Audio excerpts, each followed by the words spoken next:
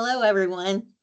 Welcome to our presentation. Today, we're going to be talking about creating a state health department workforce pathway by offering internships and collaborating with universities.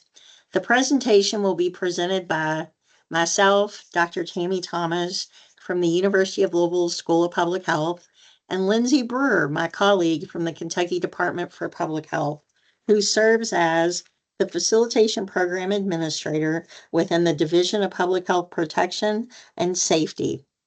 Lindsey, would you like to provide an introduction? Absolutely. Thank you, Tammi. So it's been a joy to work with Tammi Thomas from the University of Louisville, developing a student internship program that we've been able to replicate to other partnering universities. And this all came from federal funding that we received from the Center for Disease Control and Prevention through the Crisis Cooperative Agreement in 2019, which is funding that we received to address the public health workforce that was lost during the COVID-19 pandemic. And so the goal of this funding, or at least this portion of this funding, was to prepare the future generation of the public health workforce to enter the field. And so through this funding, we've developed a student internship program and experiential learning opportunities for student interns. And this all began in spring of 2022 with just 2 or 3 interns. And what we found was that the process that we had in place of students reaching out to us and then us trying to identify a supervisor for them wasn't working very well. We weren't able to house very many students at a time. And so fortunately, I met Tammi from the University of Louisville, and we started to partner together to figure out a better way of hosting student interns and a process for being able to host as many as we could to provide students with these opportunities. Tammi? So today we're going to talk about our presentation will address the following objectives. We're going to identify collaborators that you need to be successful with an internship program. We're going to talk about how we developed the internship process, which we consider the internship curriculum. And then we're going to talk a little bit about the evaluation of the internship experience. The evaluation piece is going to be somewhat small. It'll be, it's much more lengthy and will be part 2, hopefully, of our next presentation at the next NAACHO conference. Yes. And so the method that we put in place to accomplish hosting 149 student interns over the course of 3 years is a process of collecting projects available throughout our department from supervisors who were willing to host student interns, and then combining that into a catalog that we could then share with our community partners and our university partners, and also by sharing it on our website so that students can apply for projects that they're interested in, and then also through a fair application process for student selection and onboarding process, and of course an evaluation as well. And so you'll see in the methods section at the top of your screen, this is an example of a project that would be in our catalog, and we tried to make sure that there were all the details that a student may need to select a project of interest that would meet their academic needs. So we have 7 different divisions in our department, as well as our commissioner's office. And so we have organized our catalog into those 8 different areas for students to select from. And we try to make sure that there are several projects within each of those divisions to meet all of the interests that we hear from our students. And we also use this method as a way of ensuring the quality of the projects available to students. So basically, supervisors apply for the projects, and we ensure that the project description as well as the project deliverables would help meet a student's academic needs as well as prepare them for the workforce. So you can see throughout the catalog page, we discuss the project itself, who the direct supervisor will be, what credentials the student may need to participate in this internship, how many hours can be offered, as well as a description of the project and the deliverables that can be expected, and then a link to apply for the students. Tammi? So one of the things that Lindsey and I did was when Lindsey reached out and said, do you all require internships for your degree programs? We talked about how some degree programs do and some degree programs don't, and that we worked closely with Louisville Metro Health Department. And many years ago, they created a catalog of opportunities for students. And that catalog came from their employees thinking about what projects students could be involved with that were needed within their particular unit. So we talked about their catalog. We had an old copy. We also talked about changes that we made throughout the internship process that we felt like were needed based on what we were finding from the students. And then KDPH, Lindsey modeled the catalog after the Louisville Metro Health Department's catalog with all the feedback that we had discussed. And so when you look at the internship project process, you really need to think about first determining what types of internships the agency is able to offer. And that could be as few as one internship opportunity, or as many as 10, 20, 30, whatever the capacity of your agency would be. It could be that, I always tell agencies that I work with for undergraduate capstone that you may decide start slow. Start with one, then see how it goes, and then maybe the following year increase it. But determining the internship projects. So getting staff buy-in right here is really important. And it's really a win-win situation if it's done correctly. So the student wins because they're gaining real world experience, but the agency wins because they have a student who may be able to work on a project has not been able to be done because maybe there wasn't a full complement of staff, maybe it wasn't a priority given where the agency was at the time. But now the idea is both parties will be able to benefit from the work being done. So once you have a catalog of internship opportunities, you've reviewed it, you want to make sure that one of the things Lindsey and I talked about was being very clear about what the project is, what it entails, what the deliverables will be. Students want to know, okay, at the end of this, what am I responsible for? And those deliverables really need to be what's going to be beneficial to the organization. A written report, it might be a GIS map, it may be that there are communication materials developed. What's going to be beneficial to the organization once this internship is completed? After that, you can really think about the internship catalog is created. Then what you want to do is your university partners, you want to send that out to them and encourage them to send it out to their students and anybody that's interested that they think would be qualified for these types of internships. One of the things that you will need to do is make sure you email your university partners. I would suggest weekly because they're often getting many, many emails, and it just helps remind them to please send this out to students. As you can see, we have an example internship description. On the left-hand side, the internship advertising. That's really important too, because it allows the university partner to send that out electronically.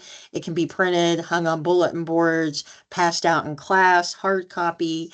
And so that's very beneficial. Students, as you know, like QR codes. The QR code goes directly to the application website. So it's basically a one-stop shop. There's no real paper that has to be completed. Everything's been done electronically with the goal of easing the workload, not only on the student, but on the agency. So the students apply.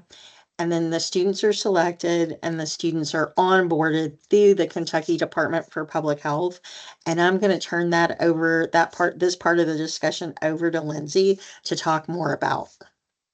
Tammi, I'd never stopped to think about it, but you're right. There's not a single piece of paper actually physically involved in this entire process, which is considerable, because it's a long process. It can be a lengthy process. So basically, we start, and Tammi, I also want to say you really nailed it.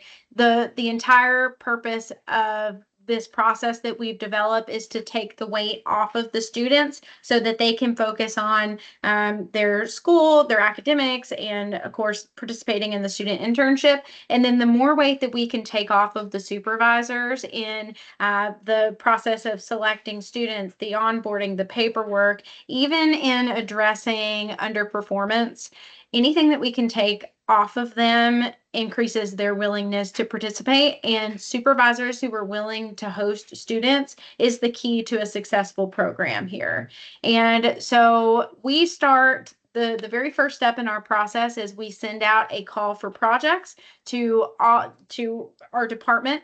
Everyone in our department receives this, and departments, different parts of the department put together projects, and we have an application for supervisors to fill out that is very straightforward. It kind of starts some of the verbiage for them so they can just kind of come in and fill in the blanks. We try to have consistency from project to project, which again helps take some of that weight off. So it's pretty easy for supervisors to come on and fill this project out. I also make myself very available for supervisors who are struggling with the project description, or if we have someone who says, I would like an intern, but I don't know how to develop a deliverable. Well, that's something that I make myself available to help with. And so once the supervisors fill out the form, then my team reviews the form to ensure that it'll be a quality project for the students, because something that I've really prided this program on is that students are not here to attend meetings and get people coffee. This is a hands-on, they are a functioning member of the teams that they are a part of. And the hope is that they come into this program and they spend several semesters with us, and then they are hired by the department out of the internship program, which we've seen time and time again now, and I think we'll continue to see. So we want to make sure that all of the projects going out for students are quality projects that will help meet academic needs and prepare them for the workforce. So we then build the catalog based on the forms that supervisors have submitted. We also ensure accessibility requirements are met before we send it out to our university partners and post it on our website. We also try to attend career fairs, and any opportunity that we have to go and speak in front of students, we take that, my team and I. And we just try to spread the word as much as possible about these opportunities that exist for students. So then we give students several weeks to apply for these opportunities. And once we've received all of the applications, we have an outside party review the applications to redact any personal information, because we don't want to accidentally consider any sort of personal information in the selection process. So our applications are redacted, though we do collect demographic data for research purposes. But all of that is redacted before we ever see any of the applications. And we go through a process of reviewing each applicant with a rubric system that looks at the application, their resume, and 2 essay questions that they're asked to submit. And the students are given a 0 through 5 ranking, and it goes by 0.5s. And basically each area that we're grading on receives a ranking, and then the total ranking is the sum of the rankings, and or it's the average of the sum. And then we, per project, put in order the rankings of each student, and then we send the top 6 or 7, depending on how many students the supervisor is accepting and how many students applied. So we'll send the top 6 or 7 students to the supervisor to review, and then the supervisor is asked to select 3 students of interest per project, again, depending on how many students they'll be accepting. So we take on the weight of scheduling the interviews, connecting with the students, and looking at the supervisor's schedule to find an ideal time for interviews. We have a recommended set of interview questions. We want this to be a legitimate interview experience for the students, because how often do you get that real world experience? So we do encourage all supervisors to have a very formal interview process for their students. And then after the student has been interviewed, um, the supervisor is asked to select their top student and their second choice student. And I don't know if I mentioned this before, but students can select up to 3 projects to apply for. So some of our students are being accepted for multiple projects. And if they're accepted for multiple projects, they have the opportunity to pick which one they're most interested in. So something else that we do is communicate where we are in this process as much as we can to our applicants, because we know that most of them are trying to meet academic requirements. And so we try really hard to communicate as soon as we can so that they know if they're going to have a placement that they need or if they need to seek additional placements. So once everything has been communicated and we have our group of students, and that would include the group of students that continues from the previous semester, we then hold an onboarding process for all student interns and their supervisors. So we go through a process of making sure everyone receives the same information about timesheets, reporting requirements, attendance policies, etc., to ensure that everyone starts on the same page when we start the internship program. We do check-ins with the supervisors. We ask the students to submit weekly work reports. This is not uncommon in our organization. As a teleworking employee, I have to submit a weekly work report, which outlines hours worked and activities completed. And it also helps with our funding requirements and the reporting requirements that we have. And we can take the reports that students are submitting week by week, and we can consolidate those for the students and send them back to them. So if any of them have reporting requirements for their university, we can provide that information that they've submitted. So kind of like a log for what they've completed for their internship, which we've been told is very helpful. And then once a student, we encourage students to continue from semester to semester so long as both parties agree. And at the end of a student's time with us, we do have an evaluation, and we try to collect and utilize that data to improve the process and the program for the next semester.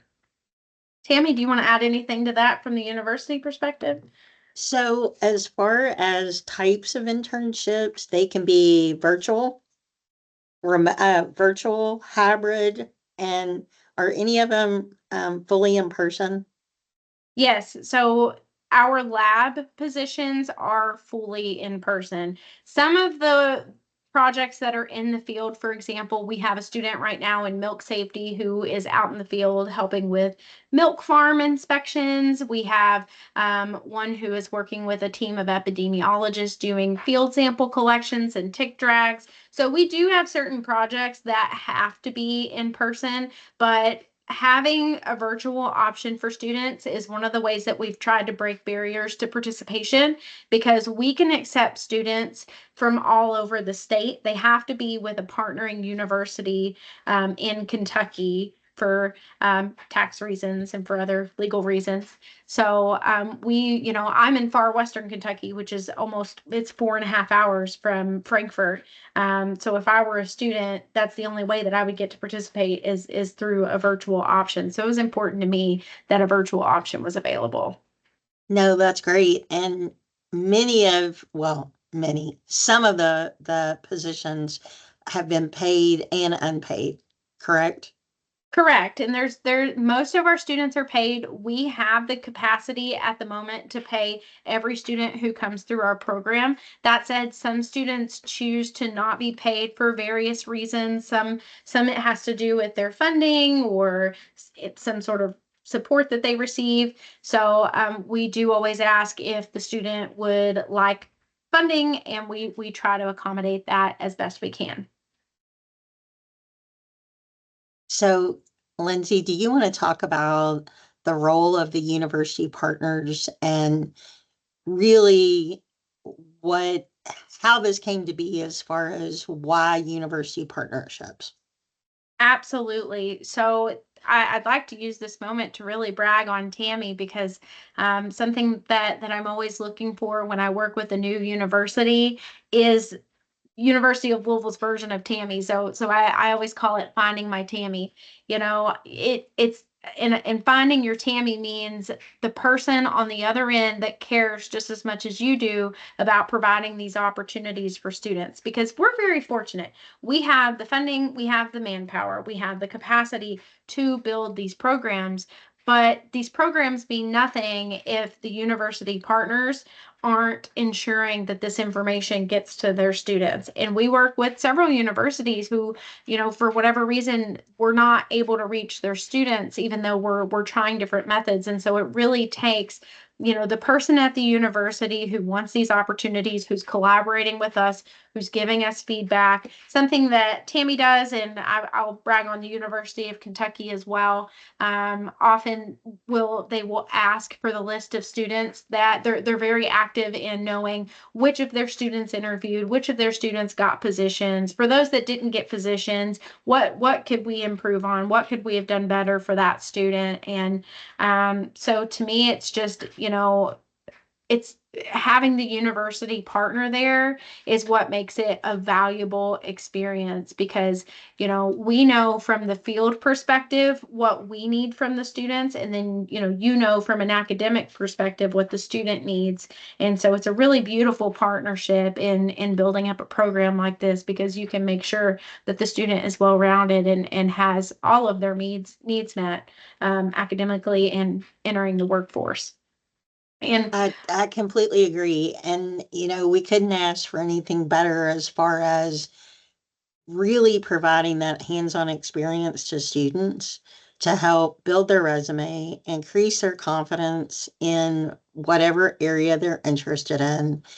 And hopefully, this experience then leads into a position within the field of public health, whether it's with the state health department, a local health department, a nonprofit organization, or even a for profit.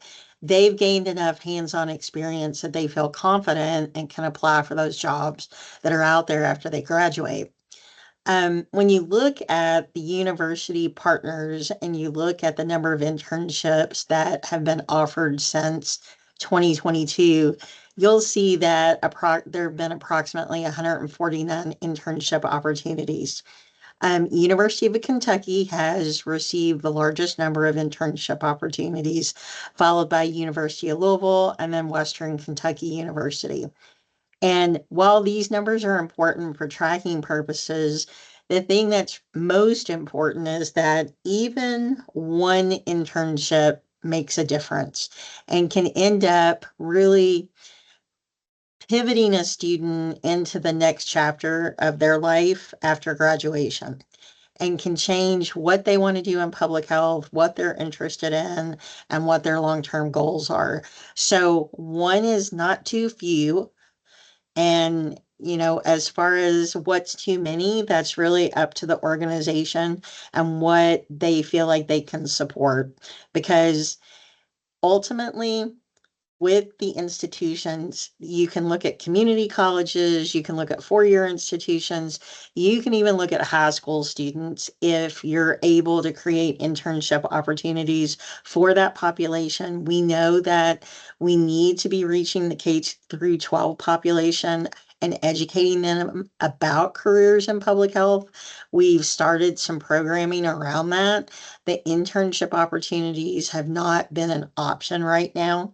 um, but if your organization is able and willing to do this, know that one is not too few to start with.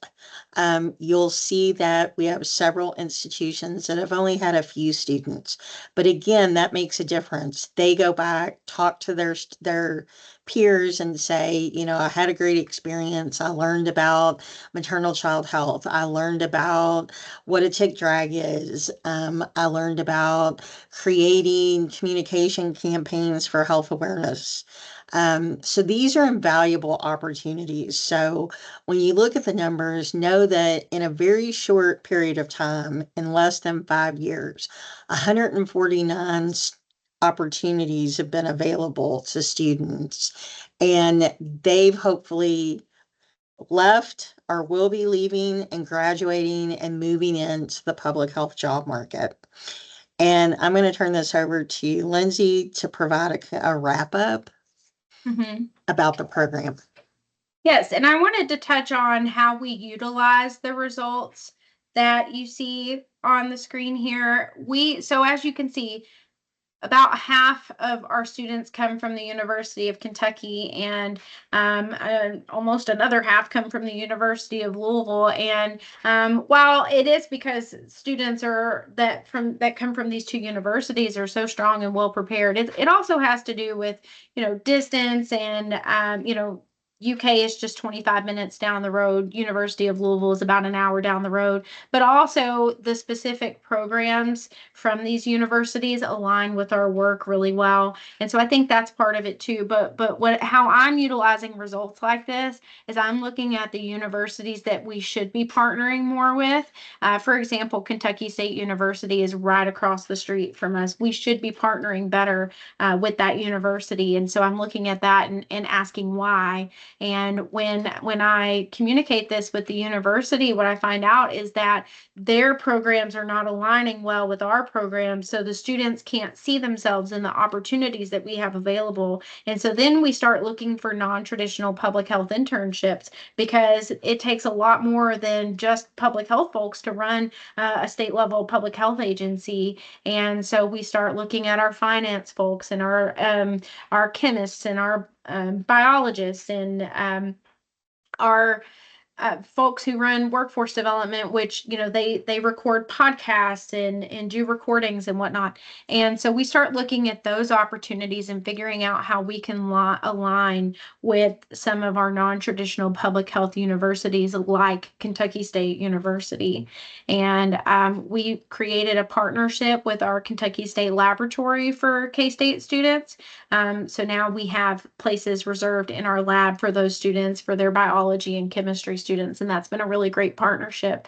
Another university I'll point to, it's my alma mater, Murray State University. Something that we noticed from that university was that their students just weren't competing with students from some of the bigger universities. And when we started looking at that, it seemed to be because of the resumes. And so we were able to have a realistic conversation with the person, my Tammi from Murray State University, who also is a great partner and cares very much about making this work. And they were able to start helping students zone in on their resumes. And now Murray State students are more competitive. And so we just look at these things like, why is one university that we should be partnering with, why are they not getting the opportunities, and what can we do to make these opportunities more available? So, we're growing and changing and learning every single semester.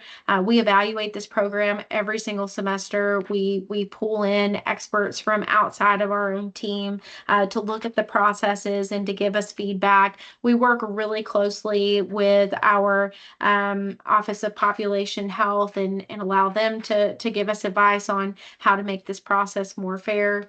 And so we really go through a lot of effort to not only make this a very available process, but a very fair process, and to try to serve as many students as we possibly can.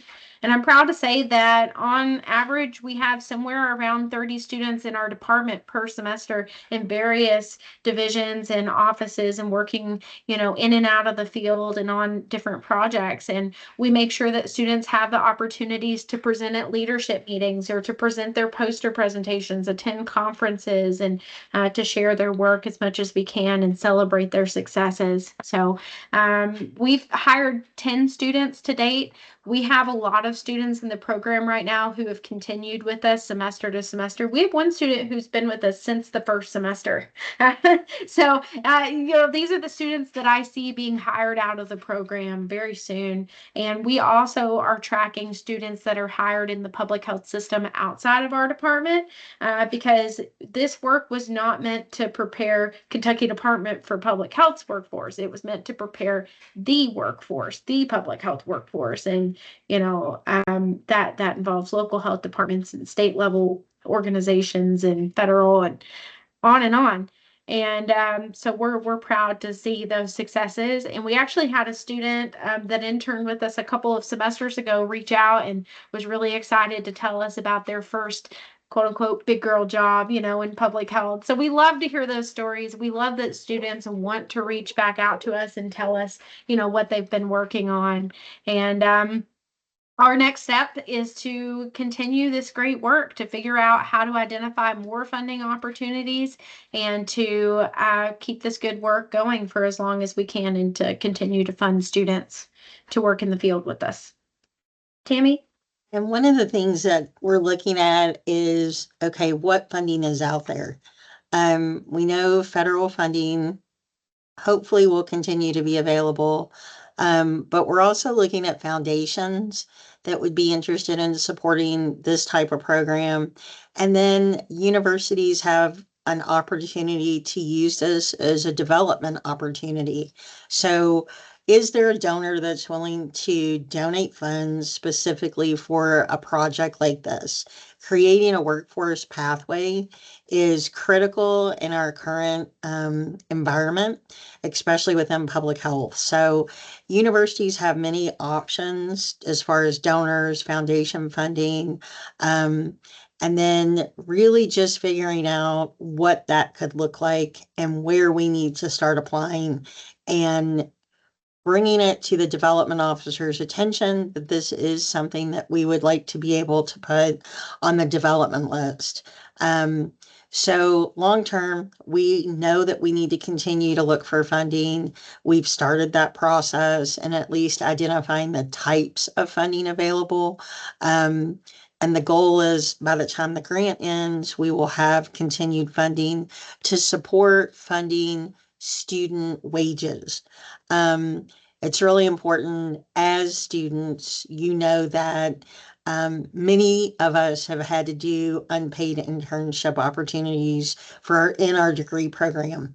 Well, we also know that that's a hardship for many students. For instance, at the University of Louisville, we have many first generation college students and Pell eligible students. And most of our student population is employed in either a full-time or a part-time job.